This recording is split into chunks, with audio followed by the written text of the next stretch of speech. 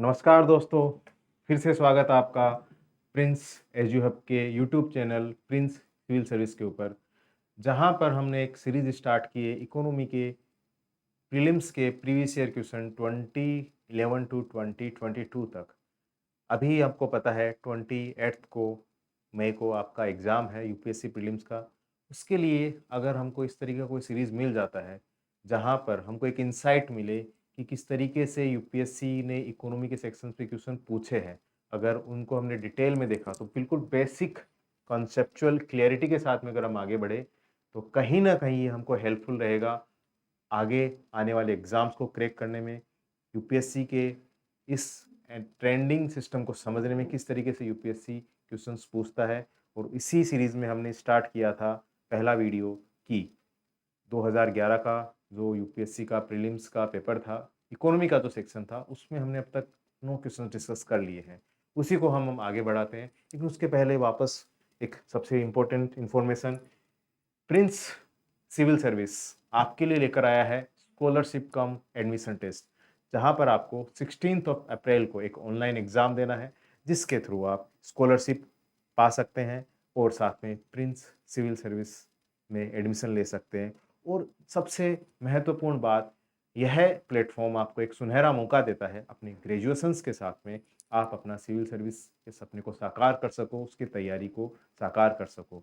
और एक ऐसा माहौल जहाँ पर सारे स्टूडेंट्स, सारे टीचर अपने साथ में बहुत ज़्यादा इंटरेक्टिव वे में काम करते हैं, और उसी को लेकर हम आगे बढ़ते हैं। और यही हमारी सीरीज अब हम आगे चलाते हैं, वो है 2011 टू 2022 तक का प्रीलिम्स का डिस्कशन। अब तक हमने 9 क्वेश्चन डिस्कस कर लिए हैं।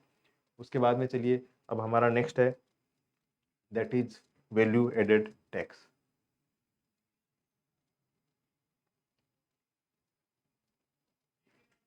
चलिए, तो ये क्वेश्चन ये कहता है कि वैल्यू एडेड टैक्स है क्या। तो यहाँ पर हमको ये देखना है कि इसमें से कौन सा सही नहीं है वेट के लिए के बारे में। अब एक मैं आपको बता दूं, ये जो क्वेश्चन आया था 2011 में आया था, 2011 तक वेट इंप्लीमेंट हो रहा था, 2016-17 से जीएसटी इंप्लीमेंट हो गया है।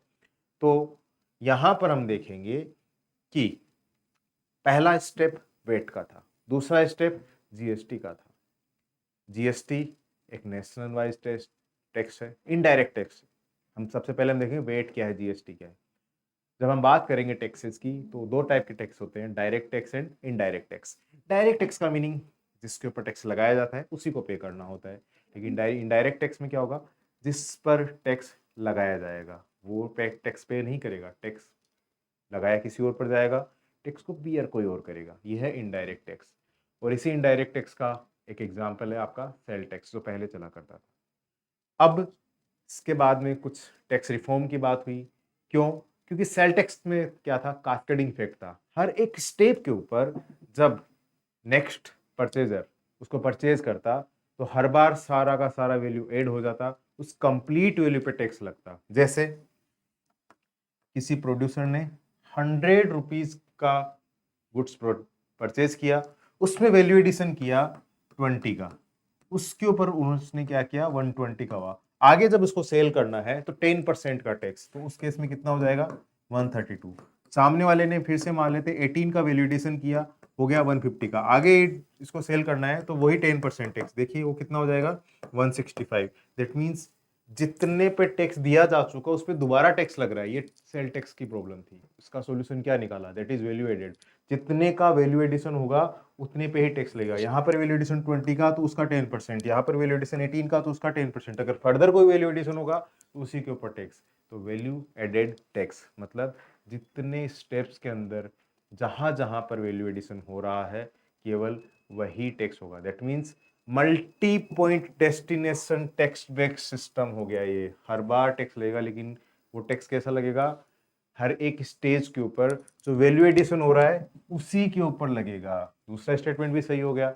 उसके बाद में देखते हैं तीसरा स्टेटमेंट किसके ऊपर, जो टैक्स है वो फाइनली अब क्या होगा, यहाँ पर एक चीज इसके अंदर है वो रिम्बर्स हो जाता है। जो इंटरमीडियरीज है उनके द्वारा जब टैक्स पे किया जाता है तो आगे जब ये जाएगा तो उनको क्या होगा, वापस रिम्बर्स हो जाता गवर्नमेंट। तो अल्टीमेटली इस टैक्स को बियर किसके द्वारा किया जाएगा, कंज्यूमर के द्वारा। तो तीसरा स्टेटमेंट भी क्या हो गया, सही हो गया। लेकिन चौथे स्टेटमेंट पे हम जब आएंगे तो उसमें एक चीज लिखी हुई है कि ये जो टैक्स है ये सेंट्रल गवर्नमेंट का सब्जेक्ट है। नहीं, जीएसटी को सेंट्रल गवर्नमेंट मैनेज कर रहा है, लेकिन इनको वैल्यू एडेड टैक्स की हम बात करें तो इसको मैनेज किया जा रहा था स्टेट्स के द्वारा। अलग अलग स्टेट्स अपनी डिस्क्रिशनरी पावर का यूज करके अपने अकॉर्डिंग उसको इम्प्लीमेंट कर रहे थे। ये था आपका वेट, और इस कारण से चौथा स्टेटमेंट गलत हो जाएगा। Answer is D. अब चलते हैं नेक्स्ट क्वेश्चन की ओर। नेक्स्ट क्वेश्चन क्या है, नेक्स्ट क्वेश्चन ये कहता है कि इकोनॉमी, टाइप्स ऑफ इकोनॉमी होती है, close economy, open economy. Close economy की हम बात करें, जैसे 1947 में जब इंडिया को फ्रीडम मिला था, इंडिपेंडेंट हुआ था, उसके बाद में India economically least develop countries में आता था।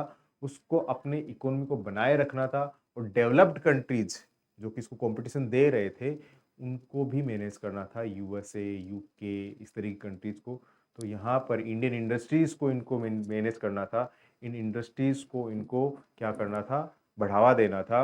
इस कारण से इंडिया ने एक सिस्टम एडॉप्ट किया, that is close economy. Import और एक्सपोर्ट लगभग ना के बराबर, तो उसको हम कह देंगे close economy. Open economy, open economy हमने अचीव किया था या फिर हमने अडॉप्ट किया था 1990s के बाद में, जब हमने एलपीजी रिफॉर्म एडॉप्ट किए थे, उसको बोलते हैं ओपन इकोनॉमी, जहां पर गुड्स एंड सर्विस का इंपोर्ट एक्सपोर्ट हो सकता है, कैपिटल इन्वेस्टमेंट हो सकता है। एलपीजी रिफॉर्म में अब हम आएंगे, आगे हम देखेंगे इन चीज़ों को। तो सबसे पहले हम बात करते हैं क्लोज एंड ओपन इकोनॉमी की। क्लोज इकोनॉमी की बात करें तो ऐसा इकोनॉमी जहां पर गुड्स एंड सर्विस का कोई इंपोर्ट एक्सपोर्ट नहीं हो, उसको हम कहेंगे क्लोज इकोनॉमी। ओपन इकोनॉमी जहां पर इजीली इंपोर्ट एक्सपोर्ट हो, ठीक है। हालांकि एक चीज ध्यान रखने वाली बात है, क्लोज इकोनॉमी का मीनिंग ये नहीं होता कि आप बिल्कुल से ही इंपोर्ट एक्सपोर्ट नहीं करोगे। बहुत ज़्यादा सेल्फ सफिशियंसी की रिक्वायरमेंट है, और लगभग इस वर्ल्ड में ऐसा कोई कंट्री नहीं मिलेगा आपको जो कि 100% सेल्फ सफिशियंट हो। किसी न किसी गुड्स और सर्विस को उसको इंपोर्ट या फिर एक्सपोर्ट करना ही होता है। इंपोर्ट करेगा क्योंकि उसके पास वो चीज़ अवेलेबल नहीं है, एक्सपोर्ट करेगा क्योंकि किसी अदर कंट्री के पास वो चीज़ अवेलेबल नहीं है। फिर भी हम कहेंगे ज़्यादातर केस के अंदर आपने क्या कर रखा है, गुड्स एंड सर्विस का इंपोर्ट एक्सपोर्ट कम कर रखा है। टैक्स रेट बहुत ज़्यादा होते हैं, उस कारण से हम कह देंगे क्लोज इकोनॉमी वो वाली इकोनॉमी होगी जिसके ऊपर गुड्स एंड सर्विस का इंपोर्ट एक्सपोर्ट नहीं होगा। तो आंसर हो जाएगा इसका डी। चलते हैं नेक्स्ट क्वेश्चन के ऊपर। नेक्स्ट क्वेश्चन कहता है कि जो गवर्नमेंट है, गवर्नमेंट का एक काम है, वो काम क्या है कि कैसे हम इंक्लूसिव ग्रोथ लेकर आए। तो पहले हमको ये समझना है कि इंक्लूसिव ग्रोथ क्या चीज़ है। ये तो उसके एग्जाम्पल्स हो जाएंगे। ध्यान रखें, इंक्लूसिव ग्रोथ ओवरऑल एक स्फेयर में काम करेगा कि इकोनॉमी के सेंस में सब तक कैसे उसका प्रॉफिट मिले, सबकी लिविंग कंडीशंस कैसे इंप्रूव हो, सबके पास में इनकम कैसे है, और कम से कम इक्विलिटी का मीनिंग हो, कम से कम इतनी इनकम हो कि वो इनकम के केस के अंदर अपनी बेसिक नेसेसिटीज को, बेसिक रिक्वायरमेंट को फुलफिल कर सके, और एनवायरमेंटल डिग्रेडेशन भी नहीं हो, एनवायरमेंट को हम सस्टेन करके रखें, सस्टेनेबल डेवलपमेंट हो। ये जब चार पिलर मिल जाएंगे तो हम कह देंगे इकोनॉमिकली हम क्या कर रहे हैं, हम इंक्लूसिव ग्रोथ लेकर आ रहे हैं। इसके अलावा जैसे और भी इसका एस्पेक्ट है कि एम्प्लॉयमेंट जनरेशन हो, सबके पास में एम्प्लॉयमेंट हो, हर एक सेक्टर का डेवलपमेंट हो। इंक्लूसिव ग्रोथ का मीनिंग क्या होगा, इंडस्ट्री, आपका एग्रीकल्चर, सर्विस सेक्टर, सबका डेवलपमेंट हो। इसके अलावा हर एक स्पेयर के अंदर हम इनकम का डिस्ट्रीब्यूशन करें इक्वली, पॉवर्टी को ख़त्म करें, एम्प्लॉयमेंट का जनरेशन करें, टेक्नोलॉजिकल एडवांसमेंट आए। ये सारी की सारी चीज़ें हम क्या कह देंगे, अगर ये सब चीज़ें हो रही है, वुमेन एम्पावरमेंट हो, जेंडर डिस्क्रिमिनेशन खत्म हो, तो हम कह देंगे दैट इज इंक्लूसिव ग्रोथ और इंक्लूसिव डेवलपमेंट। अब देखिए, अब आते हैं हमारे क्वेश्चन के ऊपर। हमने इस डायमेंशन को समझ लिया। अब क्वेश्चन देखिए, पहला क्वेश्चन है प्रमोटिंग सेल्फ हेल्प ग्रुप। जब हम बात करेंगे पॉवर्टी की, तो पॉवर्टी एलिवेशन प्रोग्राम में गवर्नमेंट ने एक प्रोग्राम लॉन्च किया था, that is self help group, जहां पर कुछ लोग मिलकर कुछ गुड्स का प्रोडक्शन करेंगे, कुछ सर्विस का प्रोडक्शन करेंगे, और उससे अपनी इनकम जनरेट करेंगे। उनका स्किल डेवलपमेंट किया जाएगा एनजीओ की हेल्प से। तो वहां पर जो एक ग्रुप बनेगा उसको हम कह देंगे सेल्फ हेल्प ग्रुप। अगर ये हो रहा है तो डेफिनेटली पॉवर्टी एलिवेशन हो रहा है। अगर पॉवर्टी एलिवेशन हो रहा है तो हम कह देंगे कि ये इंक्लूसिव ग्रोथ में क्या कर रहा है, हेल्प कर रहा है। दूसरा, एमएसएमई सेक्टर को प्रमोट करना। ध्यान रहे, MSME sector basically rural area के अंदर आपको ये सेक्टर मिलेंगे। Decentralised development, that means large industries production करके सारा प्रॉफिट नहीं ले रही है, जितना भी प्रोडक्शन हो रहा है उस प्रोडक्शन का इक्वल डिस्ट्रीब्यूशन हो रहा है, दैट इज इक्वलिटी। इक्वलिटी जब आएगी तो हम कह देंगे दूसरा स्टेटमेंट सही है, एमएसएमई को अगर प्रमोशन मिलेगा तो डेफिनेटली इक्वलिटी आएगी। तीसरा, राइट टू एजुकेशन, अगर एजुकेशन मिलेगा तो लोग अपनी सोशियो इकोनॉमिक कंडीशंस को इम्प्रूव कर सकते हैं, उनके पास में एम्प्लॉयमेंट अपॉर्चुनिटीज आएगी, उनके पास में पॉलिटिकल अपॉर्चुनिटीज आएगी, उनको अपने what is right and what is wrong के बारे में पता रहेगा, उस केस के अंदर वो डिसीजन ले पाएंगे, हर एक तरीके से अपनी लाइफ को ज़्यादा इफेक्टिव बना पाएंगे, ज़्यादा बेटर तरीके से वो अपनी लाइफ को जी सकते हैं, लाइवलीहुड के ऊपर अपॉर्चुनिटीज़ उनके पास में बढ़ेगी। जितना बेटर एजुकेशन होगा उतनी ही ज़्यादा स्किल डेवलप्ड होगी। तो हम कह देंगे तीसरा आंसर भी सही है, दैट मीन्स 1, 2 एंड 3 तीनों के तीनों क्या है इसके अंदर सही है, दैट इज इंक्लूसिव ग्रोथ। उसके बाद में चलते हैं नेक्स्ट क्वेश्चन के ऊपर। नेक्स्ट क्वेश्चन हमारा कहता है कि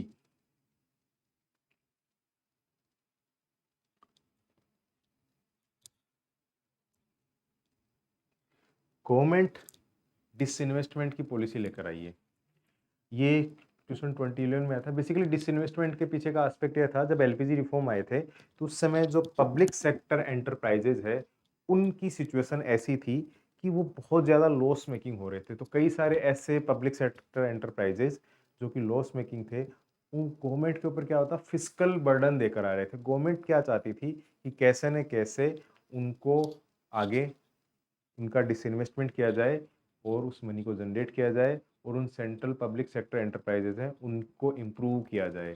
अब देखिए, क्या डिसइन्वेस्टमेंट से गवर्नमेंट अपना रेवेन्यू जनरेट करके जो अपना एक्सटर्नल डेट है उसको पे करने की बात है? नहीं, ऐसा कहीं नहीं है। तो इसका मतलब पहला स्टेटमेंट गलत हो गया। दूसरा, क्या गवर्नमेंट इसलिए डिसइन्वेस्टमेंट करे कि उनको मैनेजमेंट नहीं चाहिए? अरे नहीं, डिसइन्वेस्टमेंट इसलिए किया जा रहा है क्योंकि वो पब्लिक सेक्टर एंटरप्राइजेज है, वो लॉस मेकिंग थे इनिशियली। अब कुछ चेंजेस आए हैं, वो हम देखेंगे जब डिसइन्वेस्टमेंट पॉलिसी की बात करेंगे। तो पहला और दूसरा दोनों स्टेटमेंट गलत हो जाएंगे, आंसर हो जाएगा हमारा डी। उसके बाद में देखिए, अलग अलग डिसइन्वेस्टमेंट पॉलिसीज आई है, जैसे minority disinvestment, majority disinvestment, privatisation. इन तीनों डिफरेंस क्या है? जब गवर्नमेंट उस पब्लिक सेक्टर एंटरप्राइजेस के मोर देन 51% शेयर अपने पास में रखे तो हम उसको कह देंगे माइनॉरिटी डिसइन्वेस्टमेंट। अगर government more than 51% share sell कर दे लेकिन स्टिल गवर्नमेंट का उसमें रोल हो, दैट इज मेजोरिटी डिसइन्वेस्टमेंट। और जब गवर्नमेंट का उसमें कोई रोल नहीं हो तो हम उसको कह देंगे कंप्लीट प्राइवेटाइजेशन। ठीक है। और दूसरी बात, जब हम बात करें डिसइन्वेस्टमेंट की, तो इंडिया के अंदर डिसइन्वेस्टमेंट करने के लिए गवर्नमेंट ऑफ इंडिया का मिनिस्ट्री ऑफ फाइनेंस के अंदर एक डिपार्टमेंट है, that is department of investment and public asset management, Deepam. और इसी के अंदर एक फंड बनाया, that is national investment fund. और ध्यान रहे, इसी एनआईएफ का यूज किया जा रहा है इंफ्रास्ट्रक्चर डेवलपमेंट के लिए। और इसी से क्वेश्चन 2017 में पूछा था यूपीएससी ने, एनआईआईएफ क्या है, क्या इसका फंक्शन है, हम डिस्कस करेंगे नेक्स्ट ईयर के क्वेश्चन के अंदर। चलिए चलते हैं नेक्स्ट क्वेश्चन की ओर। क्वेश्चन है ये बहुत ही इंपॉर्टेंट। अब देखिए, फिर वही कॉन्सेप्ट की बात आ जाती है कि कैसे यूपीएससी कॉन्सेप्ट पे फोकस करती है, किस तरीके से आपकी बेसिक अंडरस्टैंडिंग को चेक करती है। अगर आपका कॉन्सेप्ट बहुत अच्छा है, बेसिक अंडरस्टैंडिंग बहुत अच्छी है, तो इस क्वेश्चन को हम आसानी से कर ले जाएंगे। क्वेश्चन ये है कि इंडिया में 29 के अंदर कॉमनवेल्थ गेम हुए थे, और कॉमनवेल्थ गेम हुए थे तो उस केस के अंदर भारत के अंदर विजिटर्स आए थे, फॉरेन नेशनलिस्ट आए थे, जैसे टूरिज्म के लिए आते हैं। तो उस केस के अंदर जब ऐसा हुआ था तो किस क्या हुआ था इंडिया? क्या हम कह देंगे कि इंडिया ने एक्सपोर्ट किया था, इंडिया ने इंपोर्ट किया था, प्रोडक्शन किया था, कंजम्पशन किया था? फर्स्ट साइट में आप देखोगे तो क्वेश्चन आपको बहुत ही अजीब सा लगेगा।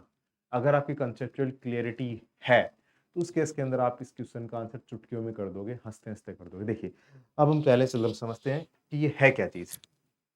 जब हम WTO डिस्कस करेंगे तो उसमें हम देखेंगे, जब हम बात करें गुड्स एंड सर्विस को सप्लाई करने की, तो उसमें 4 मोड होते हैं। कि जैसे सर्विस की बात करें तो पहला क्रॉस बॉर्डर सप्लाई, कि यहाँ पर हम बैठे हैं, BPO हमने खोल दिया, वहाँ पर हम सप्लाई कर रहे हैं, उसको बोलते हैं क्रॉस बॉर्डर सप्लाई।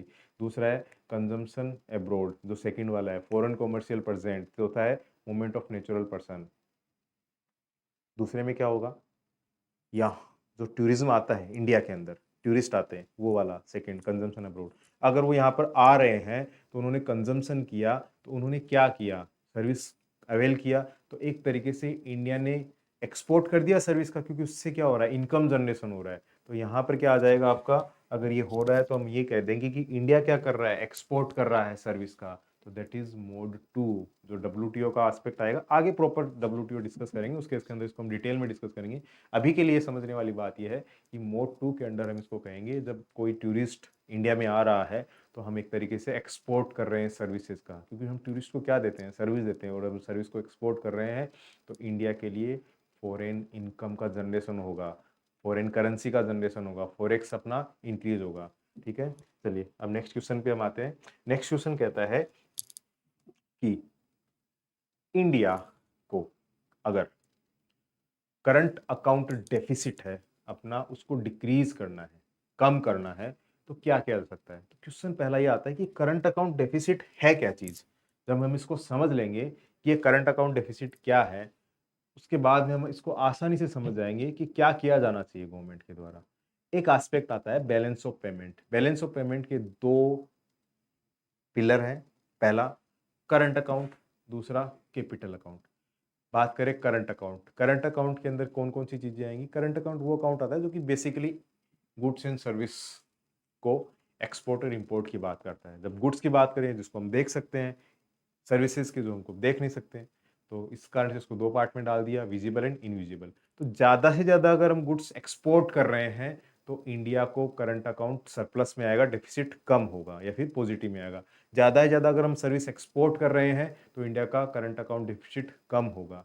देखिए दोनों केस के अंदर गुड्स एक्सपोर्ट करेंगे। अब गुड्स को एक्सपोर्ट करने के लिए क्या कर सकते हैं, अगर इंडिया का गवर्नमेंट है गुड्स एंड सर्विस को ज़्यादा से ज़्यादा प्रोड्यूस करके एक्सपोर्ट करने की बात करें, दैट मीन्स एक्सपोर्ट सब्सिडी को इंक्रीज करे तो एक्सपोर्ट होगा। अगर इंडिया का गुड्स चीप होता है, दैट मीन्स इंडिया का करेंसी डिवेल्युएट कर दिया जाए, उसका वैल्यू कम कर दिया जाए, दैट मीन्स उस गुड्स का प्राइस अब्रॉड के अंदर चीप हो जाएगा, डिमांड उसकी इंक्रीज हो जाएगी। तो उस केस में भी हम कह सकते हैं कि इंडिया के गुड्स एंड सर्विस की डिमांड इंक्रीज हो रही है, तो भी क्या होगा, अपना करंट अकाउंट डेफिसिट कम होगा। दोनों चीजें तो सही है, लेकिन एक और चीज, तीसरा स्टेटमेंट इसमें एक चीज दे रखी है।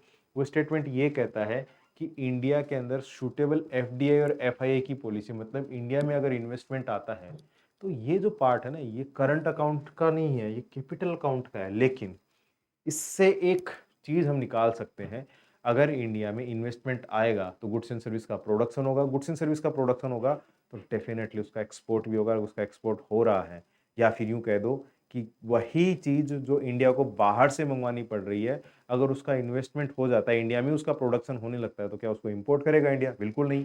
तो अगर FDI भी आ रहा है इंडिया के अंदर, तो या तो हम अपने लिए उसको प्रोड्यूस करते हैं या उस प्रोडक्शन को हम एक्सपोर्ट करते हैं। दोनों केस के अंदर इंडिया के लिए क्या होगा, करंट अकाउंट डेफिसिट कम होगा या फिर प्लस में जाएगा। ये तो ओवरऑल समझने की बात होगी। पहले हम इस चीज को पूरा अच्छे से समझते हैं।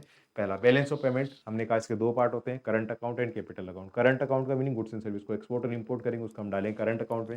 गुड्स की हम बात करें दैट इज विजिबल, जैसे क्रूड ऑयल, कार्स, मोबाइल, इसके अलावा कंप्यूटर गोल्ड। लेकिन आप देखना इंडिया ज्यादातर केस के अंदर इसमें नेगेटिव सेंस में रहता है। क्यों रहता है?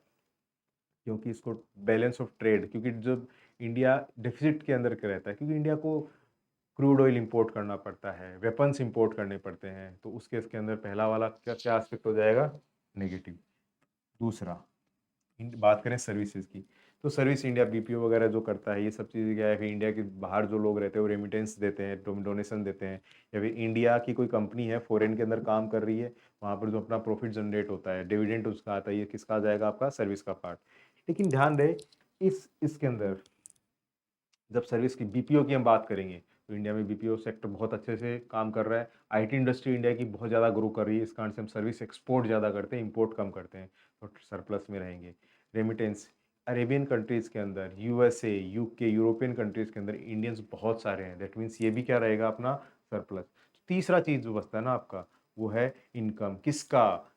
कंपनीज का डिविडेंड, उनका प्रॉफिट, उनका इंटरेस्ट। क्या आपको क्या लगता है, इंडिया के अंदर कंपनीज फॉरेन ज़्यादा है या फिर इंडिया से बाहर इंडियन कंपनीज ज़्यादा है? डेफिनेटली फॉरेन कंपनीज इंडिया में ज़्यादा, उनका प्रॉफिट, उनका डिविडेंड, उनका इंटरेस्ट ज़्यादा बनता है, इसलिए ये वाला पार्ट क्या रहेगा आपका, नेगेटिव। ये तो हो गया आपका करंट अकाउंट का समझ। दूसरा आते थे कैपिटल अकाउंट। कैपिटल अकाउंट में क्या होगा, अगर FDI FII गवर्नमेंट अगर परचेज करती है, NRI अपना इन्वेस्टमेंट करता है, अपने बैंक में अकाउंट में जमा करता है, दैट इज कैपिटल अकाउंट। ये तो ओवरऑल हो गया। अब क्वेश्चन आ जाता है करंट अकाउंट डेफिसिट क्या होता है।